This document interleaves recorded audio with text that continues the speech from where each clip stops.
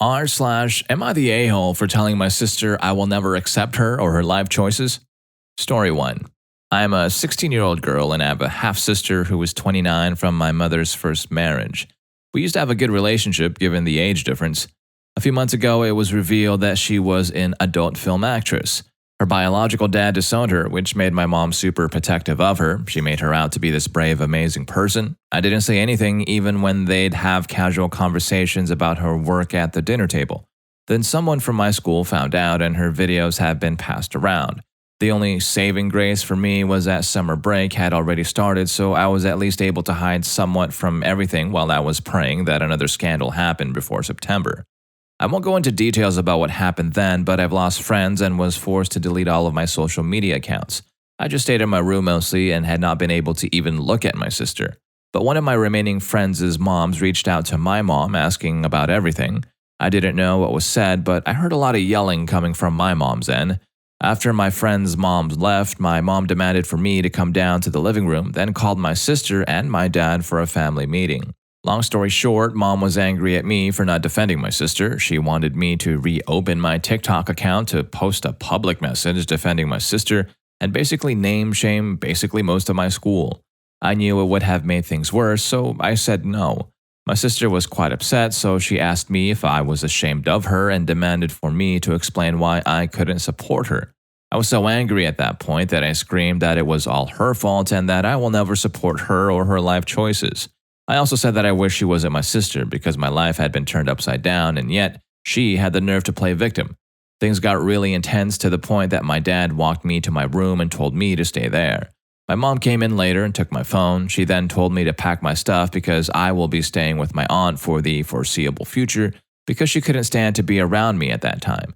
She left and went to my sister's room. I heard them. My sister was still crying and my mom was comforting her. Later that night, my dad came into my room to give me back my phone. We ended up talking about everything. I reopened my social media accounts to show him what I've been dealing with. I also told him about what my mom said, which made him really angry. The next morning, my parents started having a heated argument that went on forever. It was really scary because I have never heard my dad yell before. Basically, he told my mom that if anyone was leaving, it was going to be her and my sister because he's tired of her ruining everyone's relationships and lives over my sister's career. I also heard that he was even being at work. Finally, he said he wanted a divorce, although I'm not sure if he meant it or if it was from the heat of the moment. My sister then came into my room and was telling me that this was my fault and that I was a disgusting person with internalized misogyny. She said that I should have come to her and she would have helped me deal with things with some stupid comebacks. I countered her and told her that it was all her fault because everything led back to her, and unlike our mom, I wasn't going to enable her or lie to her about the reality of the situation. I told her that what I was going through was her fault and that I probably had to move schools. In the end, she said she'd only talk to me when I was already mature enough to have an adult conversation and have lived in the real world. When she left my room, she went downstairs and started screaming at my dad. I locked my door and blasted some music so I couldn't hear all the noise downstairs. I didn't even open my door when my mother knocked and demanded to speak with me. As of now, my mom and my sister are out of the house. My parents agree that me and my dad will go back to my aunt's house for a week so that everyone can cool down. Dad said he might look for a permanent place for us there. Life sure knows how to throw us some unexpected curveballs, doesn't it? And in this kid's case, she was unlucky and got caught in the middle of a family drama that is fit for a soap opera, complete with chaos and plot twists galore. At her age, I can bet she was already having a difficult time trying to navigate high school and teenage life. She is supposed to be worrying about acne, passing exams, doing papers, boys, and the school dances. High school life is already a roller coaster ride, and then, boom, out of nowhere, the revelation about her sister's unique career choices has turned her life into a reality TV show complete with emotions running high, family arguments, the occasional bullying, and even friend divorces. I'm sure she didn't see that coming. And okay, she lashed out on her sister for what had happened to her, so maybe that was wrong. That's a big maybe because, come on, the whole fiasco wasn't her fault, right? And then she went on becoming the victim of a widespread bullying. If that wasn't enough, her mom wanted her to sacrifice to save her brave and amazing daughter's face. Good job, Mom. I guess this poor kid was surrounded by a bunch of adults who needed a lot of maturing to do, and I mean the worshipping mom and the notorious sister. Well, what can I say? Life sure has a weird sense of humor, but hey, if this kid learns to keep her sense of humor intact and just watch from the outside, she might find that her popcorn-worthy reality TV of a life could end up working itself out, even when it feels like everything's so chaotic right now. Besides, at least now, she has an inspiration for a future best-selling novel, The Unconventional Family Chronicles. I'd line up just to buy a copy and have her sign it. It'd be a fun read. Oh my God! What is that? If you two are asking what that is, it's the sponsor of today's video, Rufus Rugs. We've been hard at work, creating the best quality and premium hand-tufted rugs money can buy. Now there's a chance you own a carpet that looks something like this. Let's just be real, it's time for an upgrade. And luckily for you, me and the boys from Rufus Rugs are at your service. We don't make those average cheap quality looking rugs. Nope, not gonna happen. Each one is handcrafted to perfection. No shortcuts, no robot assembly lines, and no dropshipping BS. Just pure rug grind. Whether you love anime, sports, cars, or anything else you can think of, we can turn it into a rug. So click the first link in the description and have your custom idea come to life. Story 2. I've enjoyed reading and posting on this sub for many months now, and I feel like I've noticed a disconcerting trend lately. Over time, more and more of the posts seem to have a universal consensus on every post, with any dissenters massively downvoted, and B, a shift towards judgments that seem, to me at least, to be out of step with how people in the real world judge situations. Given that, I think it's important to remember that even though the sub is not intended to be for validation posts or to be an echo chamber or to give advice on how people should behave in specific situations, in practice, a lot of times it is. So, just as a reminder, offline, people in your real life will think you're a schmuck if you take the last cookie when you know the child behind you wants it. They'll think you're a schmuck if you don't stand up for an elderly person on a bus. They'll think you're a schmuck if you don't go out for drinks with your coworkers once in a while. They'll think you're a schmuck if you don't try to be involved in your child's life no matter how much support you pay. They'll think you're a schmuck if you can't help out your brother with babysitting once in a while, even if you're child-free. They'll think you're a schmuck if you wear nothing but boxers in your own home when your roommate has guests over. And they'll think you're a schmuck if you can't detour for 10 minutes a day to carpool with a coworker for a week while his car is in the shop. The internet has its own values, and that's fine, but in the real world, people who can't just go along to get along most of the time, people who don't want to mildly inconvenience themselves to help out the people around them, people who don't seem to put any stock in the idea of collectivism, the people around them are going to consider them to be schmucks. So yeah, I love this sub, I love reading the stories, and I find it very interesting to hear people's opinions, but I personally think that probably more than 50% of the time, the people I know in real life would disagree with the subs' judgment of who's a schmuck in a given situation. I don't know if the disparity is just because of Reddit's demographics or because people with alternative perspectives see the writing on the board and don't want to get downvoted to oblivion. So even if you get 4,000 replies on Reddit saying that you're totally in the right, if everyone in your real life thinks you're a schmuck, well, there's probably a reason for that. And maybe this is just me, but I really wish we could have more discussion about it if someone is being a schmuck, if they're being inconsiderate or selfish, even if they don't technically quote-unquote owe anyone anything. Or maybe you believe that people offline are wrong and we should continue to promote the individualistic value system seen on Reddit both on and offline. That's a discussion worth having too. If you really think about it, this dude has a point. I mean, okay, maybe sometimes being a schmuck is okay. Maybe sometimes your behavior can be completely justified and understandable because everyone has a completely different set of values and belief systems, and as humans, the only way we can get along is by respecting each other. For example, some people may feel like they're always getting the short end of the stick, which makes them resentful and feel that life is unfair to them. So they behave like schmucks because they believe they are entitled to do so. People, one word, entitlement. Not cool. Then there are those who believe that the other party was being a real schmuck to them, so it's okay to be a schmuck back, that they deserve it. Come on, people. Behaving like a schmuck to a schmuck doesn't negate the action. You're still being a schmuck. Of course, there are also those people who feel that they're not obligated to follow socially acceptable behavior because it is their life, their rules. Yes, that is true. We should only answer to ourselves, so the effect and consequences of our actions are entirely our faults. But haven't you people heard about the saying, no man is an island, each and every one of us are a part of something? You won't go to get bread if there are no bakers baking them or no farmers planting wheat to make flour. So the least that we can do is learn to get along. And don't even get me started on those who feel like they are all getting a lot of flack and they feel that it would be okay to dole out some too because, well, why not? Oh, brother, okay, I know there will be dissenters to this, and I get that. After all, the actual definition of the behavior is quite broad and sometimes purely subjective. And I get it, there would be times when people are already expecting too much from you because you always act in a way that conforms to what is socially acceptable to most and you end up being a doormat. And in those cases, sure, you can say no and that is okay. You're not being a schmuck, you're just being mean. But the bottom line is, people just try to learn to get along and always be respectful. Believe me, your life will be much better if you do. Story 3. My sister is severely autistic. She requires attention almost 24/7 and can't be left alone. She's nonverbal and cannot take care of herself at all. Despite the fact that she is only 12, she is extremely destructive and violent and destroys anything she gets her hands on. I hate her. That should be wrong to say, but it doesn't feel like it.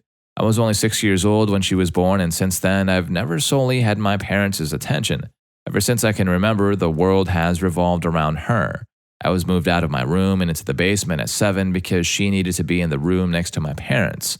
All of my toys as a child were destroyed by her, and my parents simply ignored me when I complained.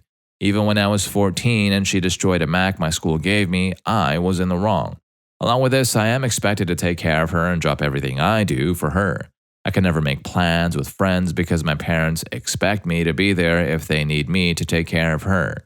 Even when I do somehow get time to myself, I am required to leave if they need me. If I don't, then I'm punished.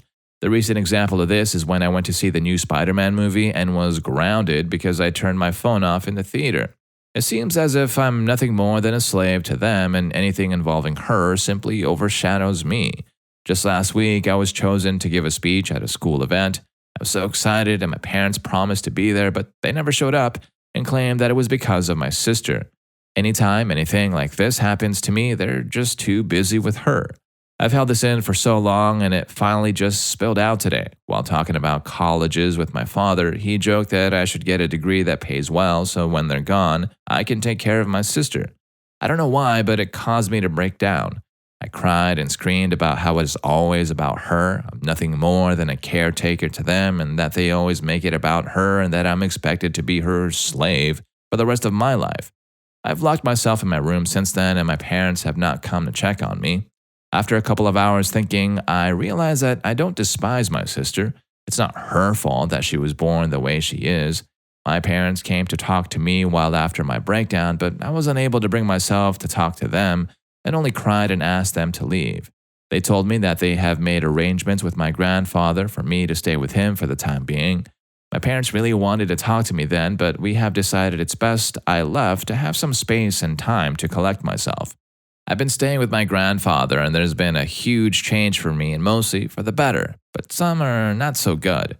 My grandfather and I got to talk and I told him about the story of my breakdown and he seemed horrified. It turns out that my family has been essentially using me as a free care service for my sister. I'm not going to divulge everything here because it makes me feel uncomfortable. What I can tell you though is that my sister was supposed to be getting professional help but wasn't. Also, I found out I wasn't supposed to be caring for her at all given my sister's mental health because she was considered a danger to herself and to others.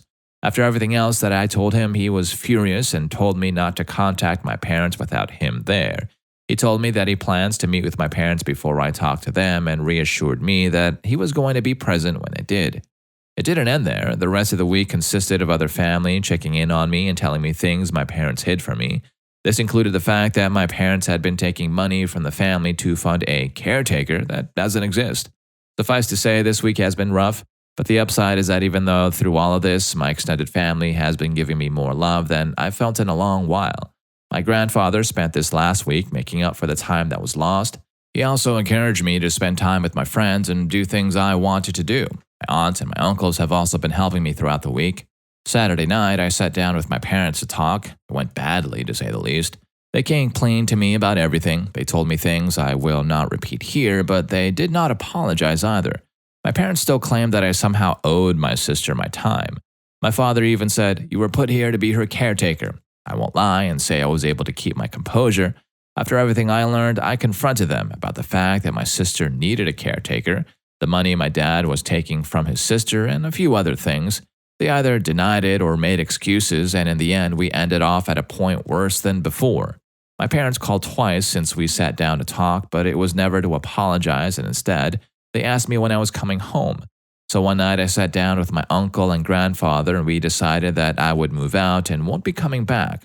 The next day, my uncle and my grandfather went with me to pick up my stuff so I could move in with my grandfather. I brought everything that I wanted to get from my parents' house. I have my birth certificate, social security card, and every other document and record I could think of. My parents were quiet the whole time I was there. Shortly after I arrived, my dad left with my sister and my mom only hovered over us silently as we moved. It took a while, but as we left, she broke down and told me she loved me and would miss me. I hugged her and said goodbye, and that was it. I wonder if she really meant it. After a whole week of not saying anything, why did she wait until the very end? I hope she meant it. That was the last time I spoke with my parents. When I graduate from high school, I planned to leave the state to go to college. My aunt told me that the money she had been sending my dad would instead be sent to me. I won't be going back to them. Right now, I still feel pretty uneasy about everything, but I feel like that will pass. The rest of my family is showing their support to me and honestly, it feels great.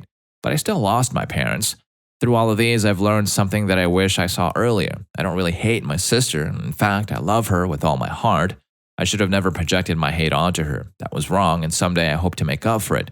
As for my parents, well, maybe one day we can reconnect. I hope so, but for now, I need to leave. Well. It seems like the protagonist of our story found herself in the middle of a journey wilder than a rodeo on roller skates through family dynamics that is so bizarre, they could probably give any reality TV show a run for their money. So she has a sibling who is the reigning champion of destruction and could probably give Godzilla a run for his money. Wait, hold your horses. I'm not judging because, dude, that was never her fault to be born that way, so you judgy people can run along. There is nothing to castigate here.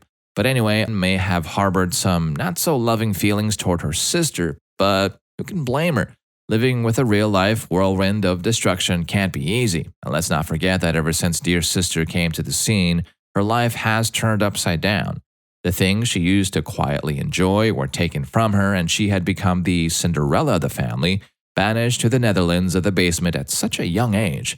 And yes, just like Cinderella, she had to sacrifice a lot from her favorite toys who had become unwilling victims to a crazed scientist, splicing and dicing their body parts to her school-issued Mac that met an untimely demise. And let's not forget that she had become her parents' and sister's slave, answering to their every beck and call. That couldn't have been easy, and her teenage years weren't exactly all roses and sunshine. Friends? Unless she befriended the mice in their basement, she probably never had any. Plans? Nope. But just like in Cinderella's tale, along came her fairy godmother, or godfather, who helped her transform into the princess she was always meant to be. After revealing family secrets that are so wicked they could rival the evil stepmother and stepsister's ways, he becomes the wise mentor who helps her escape her life. But wait, there's more. Fairy Godfather has a whole gang of fairy godfathers and godmothers of extended family who rallied around her, showering her with love and support. Yes, that is what family should always be. Ever heard of the saying, blood is thicker than water? Friends come and go, boyfriends and girlfriends break up, and hey, even married couples get divorced too. But family, well, that's for life. Too bad our Cinderella got stuck with parentals who believe that she was born to become the little tornado's personal butler. Anywho, let's give our Cinderella a round of slow claps for making the bold decision to move out and never look back. It would probably be scary to be independent at first, but with college looming in the near future, I'm sure she would forget everything and forgive her parents. Maybe. Oh, and let us not forget the one silver lining in this fairy tale. Our Cinderella has learned to love her personal tiny hurricane. Because yes, just like her sister was just caught in the middle of a plot so twisted, it could put pretzels to shame. I hope you enjoyed the video, and if you made it this far, I'm sure you'll also enjoy rSlashProRevenge. She hated me and made me think I was an idiot. Story 1 was lit. I'll see you in that video.